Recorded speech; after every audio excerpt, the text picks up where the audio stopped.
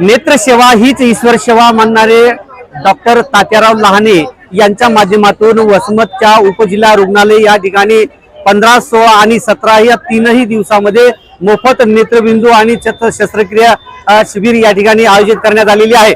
यामध्ये आमदार राजूभैया नवघरे यांच्या संकल्पनेतून हे नेत्र शिबिर आणि मोतीबिंदू या ठिकाणी घेण्यात येत आहे। तेव्हा हजारोंच्या या ठिकाणी मोतीबिंदू आणि नेत्र शिबिर या ठिकाणी होत असताना या ठिकाणी अनेक नागरिकांची जी तपासणी शिबिर देखील करण्यात आलेलं आहे। आपण पाहू शकता की या ठिकाणी जे आहे ते संपूर्ण जिल्हाभरामधून नागरिक या ठिकाणी उपस्थित झालेले आहेत। आता उर्वरित राहिलेले जे नागरिक आहेत त्यांची देखील या ठिकाणी तपासणी होणार आहे।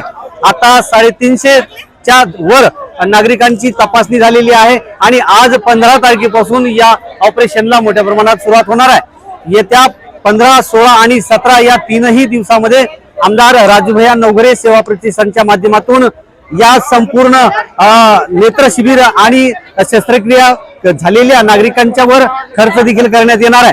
आता तीनही दिवसामध्ये वसमत तालुका असेल, कळमनुरी तालुका असेल, संपूर्ण हिंगोली जिल्हाभरामध्ये हजारो नागरिकांचे जे आहे ते नेत्रबिंदू आणि मोफत तपासणी देखील होणार आहे।